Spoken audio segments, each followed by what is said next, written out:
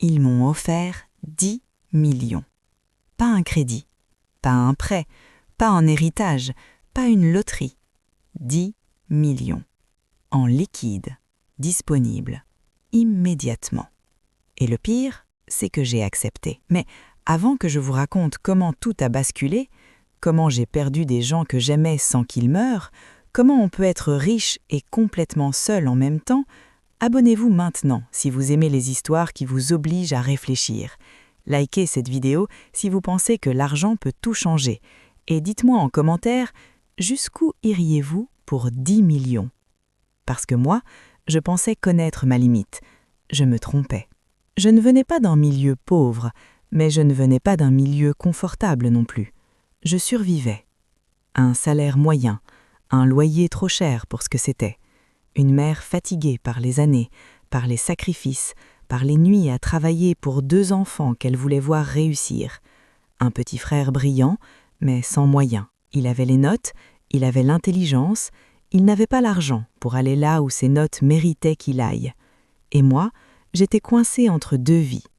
Celle que j'avais et celle que je voyais défiler sur mon écran. Je rêvais grand, mais je vivais petit. Chaque fin de mois était une négociation avec la réalité. Est-ce que je paye l'électricité ou les médicaments de ma mère ? Est-ce que j'avance l'argent pour le loyer ou pour les cours de mon frère ? Et parfois, la réalité gagnait. Je me souviens d'un soir, un mardi, il était tard. J'avais refusé une sortie avec mes amis parce que je n'avais plus rien sur mon compte. Pas assez pour prendre un verre, pas assez pour le taxi de retour. J'ai regardé mon plafond pendant 2 heures et j'ai pensé, pour la première fois avec vraiment sérieux, je ferais n'importe quoi pour que ça change. Je n'aurais jamais dû penser ça.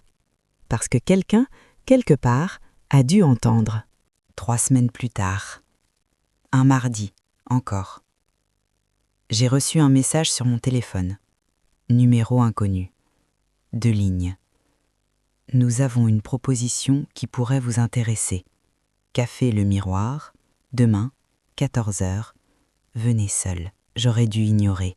Mais quelque chose dans ce message ne ressemblait pas à une arnaque. Il était trop calme, trop propre, trop précis. J'y suis allée. Le café était discret, pas luxueux, juste, tranquille. Comme si le bruit du monde s'était arrêté à la porte. 2 hommes étaient déjà assis. La cinquantaine, costume sombre, montre discrète mais coûteuse. Mains posées sur la table. Calme, poli, souriant. Pas de façon chaleureuse, de façon calculée. Le premier a dit mon prénom complet, celui que personne n'utilise. Puis il a énuméré mes dettes exactes, mon historique bancaire des 3 dernières années, les ordonnances médicales de ma mère, le nom de l'école où mon frère avait été refusé faute de financement. Je me suis levée. L'autre a posé sa main, doucement, sur la mallette à côté de lui. Asseyez-vous. Ce n'est pas une menace. C'est une opportunité. Je ne sais pas pourquoi je me suis rassise. Peut-être la curiosité, peut-être la peur, peut-être parce qu'au fond de moi, je savais déjà que ma vie allait changer ce jour-là. Il n'a pas ouvert la mallette. Il a simplement dit « Nous pouvons vous offrir 10 millions, immédiatement, sans condition visible. » J'ai avalé ma salive. Sans condition visible, ça veut dire quoi ? Il a souri. Ça veut dire qu'il y en a une seule. Je ne devais jamais révéler l'origine de cet argent. À personne, jamais. Peu importe la pression, peu importe les larmes, peu importe les accusations, peu importe les conséquences. Vous pouvez dire que vous avez investi, que vous avez hérité, que vous avez eu de la chance. Mais la vérité sur nous, sur cette réunion, sur cet accord, jamais. J'ai demandé pourquoi. Il a réfléchi une seconde, puis il a dit « Parce que certaines vérités ont un coût, et ce coût ne sera pas payé par vous. » Je n'ai pas compris cette phrase. Pas encore. Ils ont sorti un contrat. En bas, une petite phrase presque invisible. Ce n'est pas illégal, mais ce n'est pas anodin. J'aurais dû demander ce que ça signifiait. J'aurais dû partir. À la place, j'ai pris le stylo. et j'ai signé. En moins de 72 heures, ma vie a changé de façon spectaculaire. L'argent était là, sur mon compte, réel, vérifiable. J'ai appelé ma mère d'abord. Je lui ai dit qu'on allait s'en sortir. Elle a pleuré, moi aussi. Mais moi, je pleurais pour une autre raison. Nouvel appartement, le genre que je regardais en photo en me disant « un jour peut-être ». Nouvelle voiture, nouveaux vêtements, nouveau regard. Ça, je ne l'avais pas anticipé. Les mêmes personnes qui m'ignoraient me saluaient. Celles qui me jugeaient me respectaient. Des gens que je n'avais pas vus depuis des années réapparaissaient, soudainement. Mon frère a pu s'inscrire dans la meilleure école du pays. Ma mère a eu accès aux meilleurs médecins. Pendant quelques semaines, j'ai cru que j'avais fait le meilleur choix de ma vie. Chaque matin, je me réveillais, je regardais mon appartement, je regardais mon compte, et je me disais « Tu l'as fait, tu t'en es sorti ». Mais quelque part au fond de moi, une petite voix. À quel prix? Je l'ai tout fait, chaque jour, jusqu'au soir où Sarah m'a posé la question. Sarah était ma meilleure amie depuis 10 ans. Elle connaissait chaque version de moi. La version sans argent, la version qui pleurait les fins de mois, la version qui refusait les sorties pour ne pas avoir à expliquer qu'elle était fauchée. Ce soir-là, on dînait ensemble. Au milieu du repas, elle a posé sa fourchette. Elle m'a regardée. « Dis-moi la vérité. D'où vient tout ça? Je te connais. Quelque chose ne va pas. » J'ai ri, j'ai esquivé, j'ai changé de sujet. Le lendemain matin, elle m'a appelée en larmes. Elle venait de se faire licencier, après 7 ans dans la même entreprise, sans avertissement, sans explication valable. « C'est bizarre », elle répétait. « C'est tellement bizarre. » J'ai raccroché et je suis restée à fixer mon téléphone. Coïncidence? Je voulais croire que oui. 3 semaines plus tard, mon oncle Daniel, le frère de ma mère, est passé me voir. Curieux, pas méchant, juste curieux. « Ma nièce, soyons honnêtes entre nous, d'où vient cet argent ?» Je lui ai donné la version officielle. Il a hoché la tête, mais ses yeux disaient autre chose.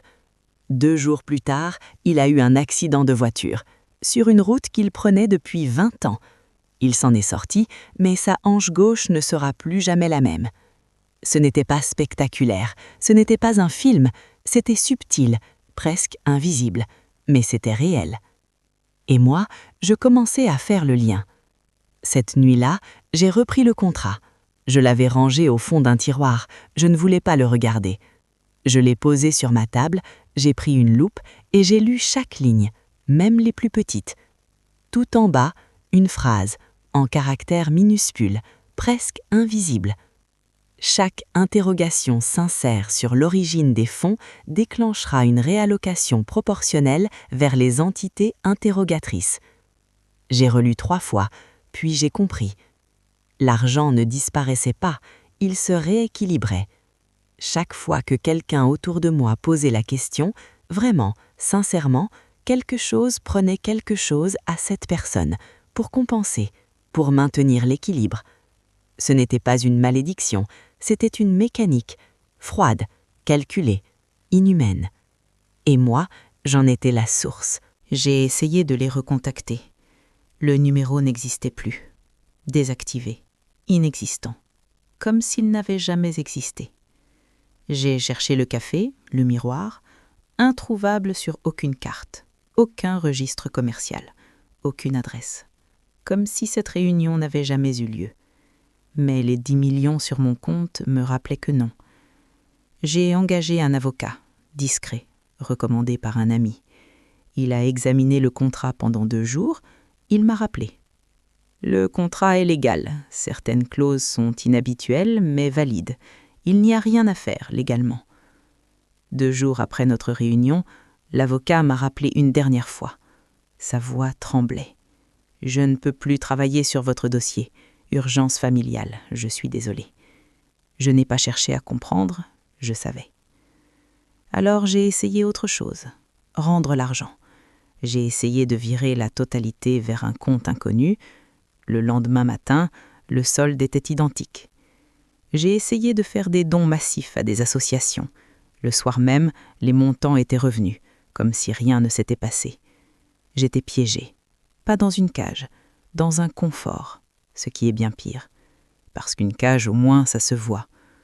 C'est à ce moment-là qu'elle est apparue. Une femme. Elle s'appelait Nora. Je sais ce que tu vis. Je suis passée par là. On peut se parler ? J'aurais dû me méfier, mais j'étais seule. Tellement seule. On s'est retrouvés dans un café, un vrai café cette fois. Elle avait la cinquantaine, des yeux calmes, trop calmes. Le genre de calme qui vient après avoir tout perdu. Elle aussi avait signé, 5 ans avant moi. Elle m'a raconté. Son mari était parti après 2 ans, ses enfants lui parlaient à peine, sa mère était décédée d'une maladie rare, 2 semaines après avoir posé la question. Puis, elle a baissé la voix. Mais j'ai trouvé quelque chose, une faille, un moyen de sortir. Mon cœur s'est accéléré. Comment ? Elle m'a regardé longtemps avant de répondre. Il faut dire la vérité, entière, à voix haute, devant la personne qu'on aime le plus. Et cette personne perdra quelque chose d'irréversible. Ce n'est pas une libération, c'est un transfert. Le contrat se ferme, mais quelqu'un paie à ta place. Et toi, tu l'as fait ? Elle a baissé les yeux. Oui. Et qu'est-ce que tu as perdu ? Long silence. Ma fille ne se souvient plus que je suis sa mère. Elle a dit ça sans larmes, parce que je crois qu'elle n'en avait plus. Je suis rentrée cette nuit-là. J'ai regardé ma mère dormir. Elle avait l'air paisible, mais depuis quelques semaines, elle oubliait. Doucement d'abord. Un rendez-vous, un médicament, une recette qu'elle faisait depuis 30 ans. Puis, les choses sont devenues plus grandes. Elle a oublié le prénom du meilleur ami de mon frère. Elle a oublié la date de mon anniversaire. Un matin, elle m'a pris les mains. « Ma fille, je te connais. Je vois bien que quelque chose n'est pas normal.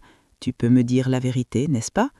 J'ai souri et j'ai menti. « Maman, tout va bien. » Le lendemain, elle ne se souvenait plus de la nuit où j'avais eu de la fièvre à 7 ans et qu'elle avait veillé jusqu'à l'aube. Une partie d'elle s'effaçait, doucement, proprement, comme si quelqu'un passait une gomme sur sa mémoire.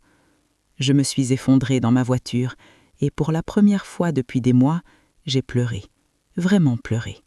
Pas de tristesse, de culpabilité. Mon petit frère a trouvé le contrat un soir. Il fouillait dans mes affaires pour un chargeur. Il l'a trouvé. Il l'a lu. Je l'ai vu venir d'un mois. Ses yeux n'étaient pas accusateurs, ils étaient blessés, profondément. Il a posé le contrat sur la table entre nous. « Dis-moi la vérité. » 3 mots, simples. Mais derrière ces 3 mots, il y avait 10 ans de confiance. Il y avait toutes les nuits où je l'avais aidé à travailler. Il y avait tous les sacrifices que j'avais faits pour qu'il puisse avancer. J'ai pensé à Nora. J'ai pensé à sa fille qui ne se souvient plus qu'elle est sa mère. J'ai pensé à ma mère qui oublie déjà. J'ai pensé à Sarah sans emploi. J'ai pensé à mon oncle qui boite. Et j'ai pensé à lui, mon petit frère brillant, celui pour qui j'avais fait tout ça au départ. Si je parlais, qu'est-ce qu'il perdrait ? Sa mémoire ? Sa santé ? Ses rêves ? Lui qui venait à peine de commencer à vivre la vie qu'il méritait ? Je ne pouvais pas. J'ai ouvert la bouche et j'ai dit « Je ne peux pas te répondre ». Il m'a regardé, une longue seconde, sans rien dire. Puis il a pris son manteau. Il est sorti. La porte s'est fermée sans violence, sans bruit. Juste le silence. Ce silence-là était plus lourd que n'importe quel cri. Les 10 millions sont toujours là, intacts. Mon compte n'a jamais bougé d'1 centime vers le bas. Ma mère va mieux physiquement. Les médecins font du bon travail. Mais elle oublie encore des morceaux de moi, des morceaux de nous. Sarah a retrouvé du travail, mais quelque chose entre nous s'est brisé. Elle ne me fait plus confiance. Elle ne dit rien, mais je le sens dans chaque silence. Mon oncle marche avec une canne. Mon frère répond parfois à mes messages. 1 mot, 2 mots, jamais plus. Et moi, je vis dans un appartement magnifique, seul, entouré de silence et d'argent. Un argent que je ne peux pas dépenser sans me souvenir de ce qu'il a coûté. un argent que je ne peux pas jeter sans qu'il revienne. Un argent qui est là, chaque matin, comme un rappel. L'argent n'est pas maudit, je veux être clair là-dessus. L'argent est neutre, c'est un outil. C'est le secret qui est corrosif. Le secret installe une vitre invisible entre vous et ceux que vous aimez. Vous les voyez, vous les entendez, mais vous ne pouvez plus vraiment les toucher, parce qu'entre vous, il y a quelque chose que vous ne pouvez pas dire. Et ce quelque chose grossit chaque jour, chaque repas de famille, chaque « comment tu vas ?» auquel vous répondez « bien » alors que vous êtes en train de vous noyer. Ce n'est pas l'argent qui détruit les relations, c'est ce qu'on accepte de sacrifier pour l'obtenir, c'est ce qu'on accepte de taire pour le garder. La richesse sans honnêteté est une prison. Belle, confortable, mais une prison quand même. Si on me proposait encore ces 10 millions aujourd'hui, je refuserais. Pas parce que l'argent est mauvais, mais parce que je connais maintenant le vrai prix. Ce prix n'est pas inscrit dans le contrat, ce n'est pas une clause cachée, ce n'est pas une formule juridique en petits caractères. C'est plus simple que ça, et bien plus douloureux. Le vrai prix, c'est le regard de quelqu'un qui vous aimait, et qui vous regarde maintenant comme une étrangère. C'est la voix de votre mère qui cherche ses souvenirs. C'est la porte de votre frère qui se ferme sans bruit. C'est votre meilleur ami qui vous dit « ça va » alors que rien ne va. Aucune somme ne vaut ça. Aucune.